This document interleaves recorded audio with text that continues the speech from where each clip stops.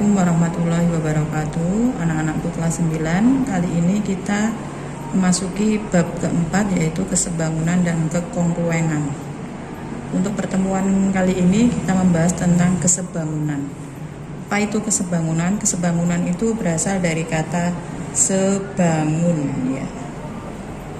Se itu berarti sama. Sama apanya? Sama bangunnya, ya.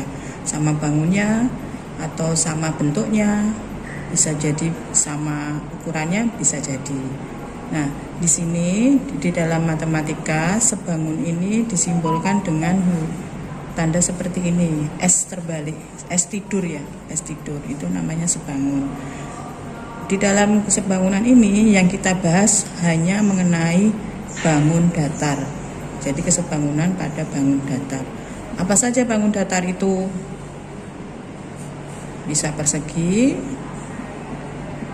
bisa persegi panjang, bisa apa lagi? Bola ketupat, ya kan? Bisa trapesium, bisa apa lagi? Layang-layang, bisa satu lagi jajar genjang. Bagaimana kalau segitiga, Bu? Ya, segitiga nanti malah ada sendiri tentang kesebangunan segitiga. Yang untuk pertama ini kita bahas mengenai kesebangunan pada bangun datar. Syaratnya, syarat dua bangun itu sebangun. Yang pertama, sisi-sisi yang berhadapan, yang bersesuaian, sisi-sisi yang bersesuaian mempunyai perbandingan, Bu Vera garis bawahi di sini karena nanti akan membedakan dengan kekongruenan, mempunyai perbandingan yang sama. Di sini ada dikatakan sisi-sisi yang bersesuaian, mempunyai perbandingan yang sama. Kemudian yang kedua, sudut-sudut yang bersesuaian sama besar. Nah, di sini juga sudut-sudut yang bersesuaian sama besar. Artinya apa? Misalkan anak-anak mau membandingkan dua orang. Yang pertama membandingkan bentuk rambutnya. Oh, rambutnya ikal, oh rambutnya lurus, oh rambutnya keriting. Tapi orang satunya kok yang dibandingkan bentuk tangannya, tidak mungkin. Karena tidak sama itu antara yang dibandingkan dengan yang antara satu dengan satunya. Jadi harus bersesuaian. Nah, di sini pada bangun ini sisi yang bersesuaian, contohnya seperti persegi atau persegi panjang, sama-sama mempunyai sisi, tetapi ada yang disebut sebagai panjang dan lebar, seperti itu. Jadi nanti sisi-sisi yang bersesuaian mempunyai perbandingan yang sama, sudut-sudut yang bersesuaian sama besar, seperti itu. Kemudian contohnya, misalkan Bu Vera mempunyai contoh seperti yang di dalam PowerPoint. Contoh persegi panjang seperti ini. Di sini 8 cm, di sini 12 cm, di sini 6 cm, di sini 4 cm. Apakah kedua persegi panjang ini sebangun?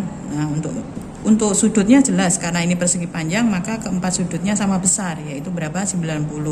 Tapi bagaimana dengan perbandingan sisinya? Nah, di dalam persegi panjang ini sama-sama mempunyai lebar, panjang dan panjang. Jadi misalkan di sini A, di sini B, maka kita bandingkan panjang persegi panjang A per panjang persegi panjang B harus sama dengan lebar persegi panjang A per lebar pada persegi panjang B. Kita cek 12 per 6 apakah sama dengan 8 per 4? Kok bisa 8? Iya, ini lebarnya 8, lebar yang B 4. Di sini 12 dengan 6 panjangnya A dan panjangnya B. Ternyata ini sama-sama 2 sama dengan 2. Sehingga persegi panjang ini sebangun. Seperti itu. Di sini Bu Vera hanya memberikan materi yang diringkaskan dari buku paket. Jadi benar anak-anak hanya melihat ini aja sudah cukup. Kemudian materi yang berikutnya, kalau tadi membuktikan bangun, nah sekarang Bu Vera memberi pertanyaan. Jika ada pertanyaan seperti ini, apakah bangun berikut ini pasti sebangun? Apakah bangun berikut pasti sebangun? Ini biasanya muncul di ujian akhir semester, biasanya muncul. Yang pertama, jika dua segitiga sama sisi, apakah pasti sebangun? Artinya anak-anak hanya melihat dari sifatnya, terus membayangkan perbandingan sisinya itu sama, berarti dia sebangun. Sebangun atau tidak? Dua segitiga sama sisi? Ya, pasti sebangun.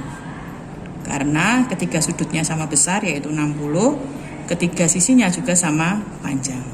Kemudian dua segitiga sama kaki.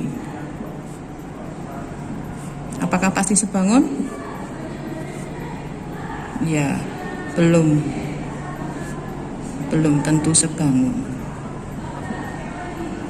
Bisa sebangun jika diberikan panjang sisinya yang bersesuaian. Kemudian dua persegi, apakah pasti sebangun? Ya, jelas ini sebangun. Keempat sudutnya sama besar 90, keempat sisinya juga sama panjang. Yang D, dua persegi panjang, apakah pasti sebangun? Belum tentu juga. Jadi belum tentu sebangun. Kemudian dua buah lingkaran. Nah, apakah pasti sebangun? Iya, pasti sebangun. Kenapa? Karena sudutnya lingkaran itu 360 ya toh.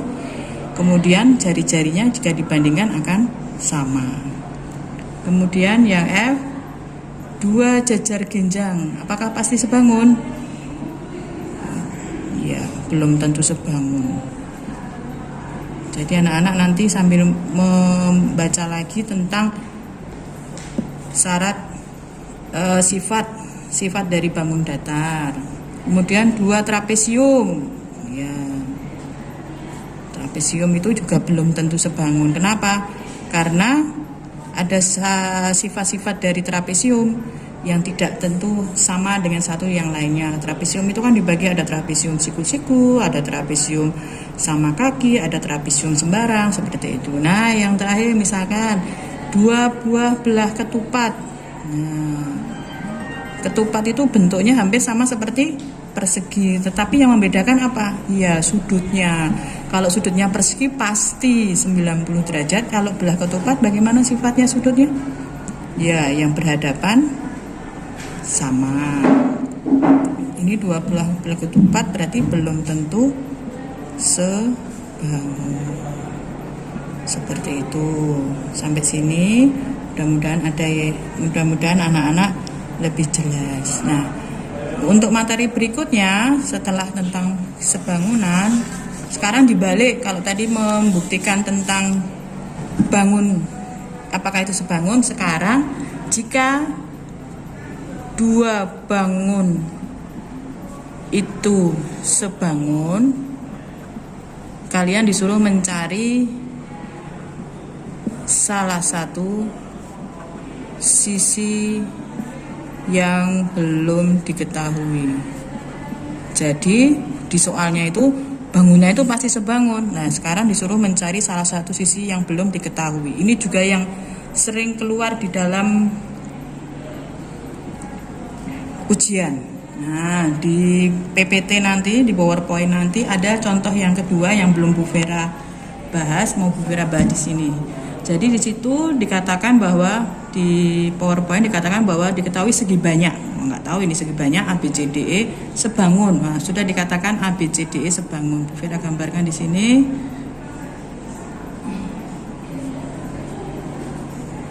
Nah, ini ABCDE. Di sini 9, di sini X, di sini Y. Kemudian satunya lagi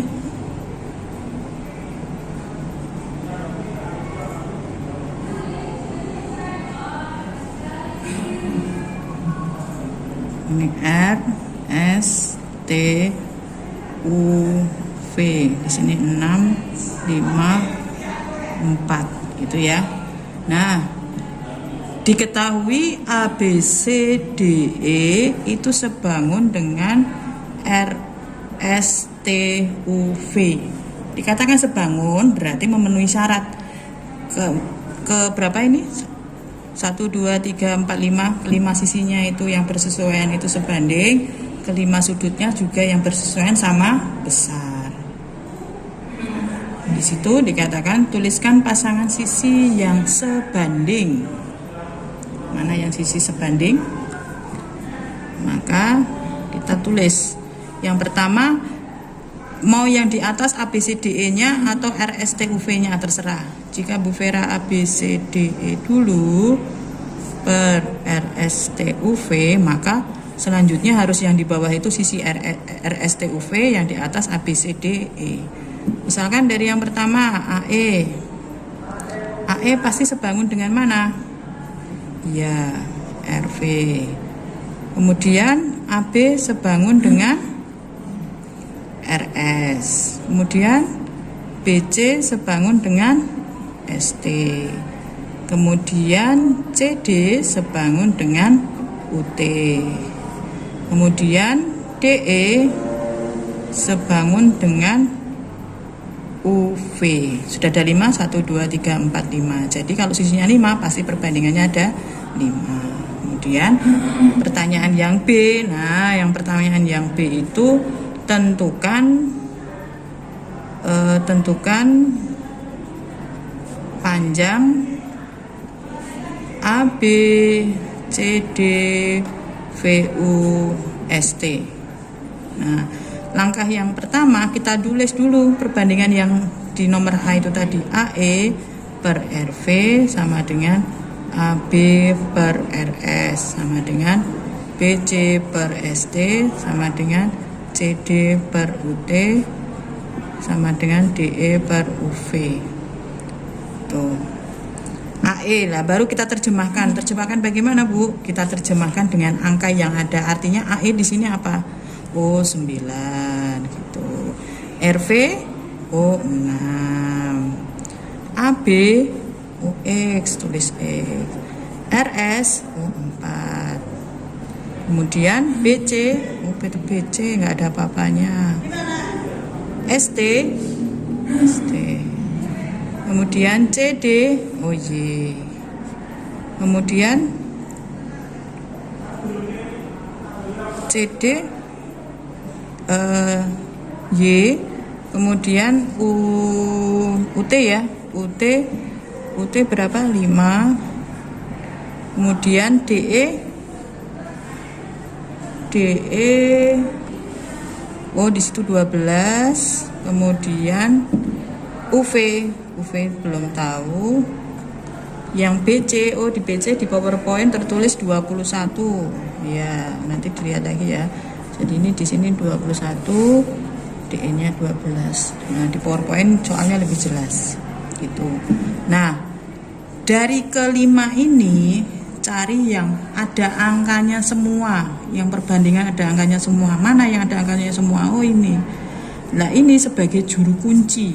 Nah, ini sebagai juru kunci. Yang pertama kita disuruh mencari AB. AB itu tadi apa? X.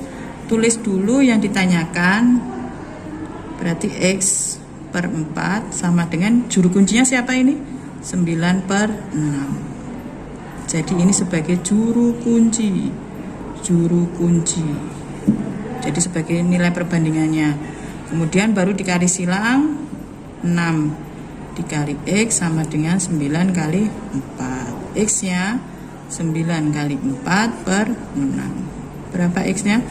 6. Oh berarti sama AB nya adalah 6. Seperti itu.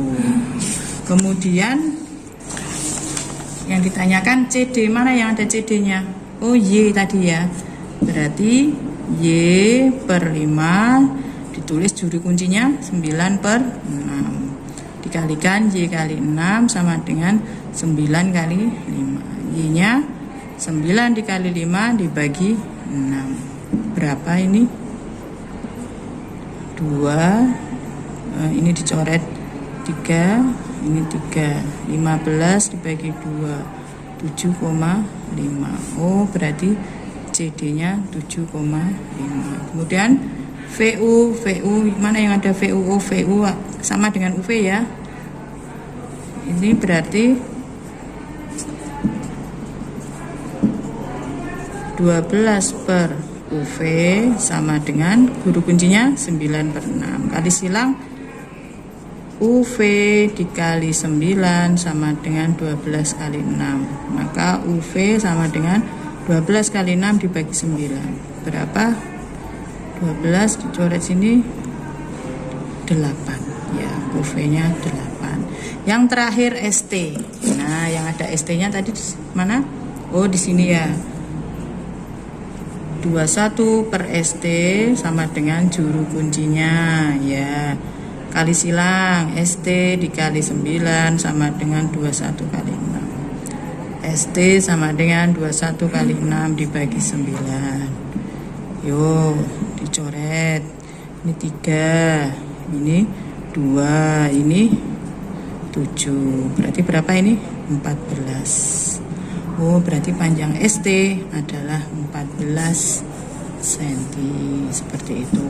Nah untuk pertemuan yang pertama ini hanya sampai di sini dulu tentang syarat dua bangun sebangun, kemudian mencari panjang sisi dari dua bangun yang sebangun. Untuk lebih jelasnya nanti bisa dilihat di PowerPoint yang di-share. Gitu ya. Ibu akhiri, wassalamualaikum warahmatullahi wabarakatuh.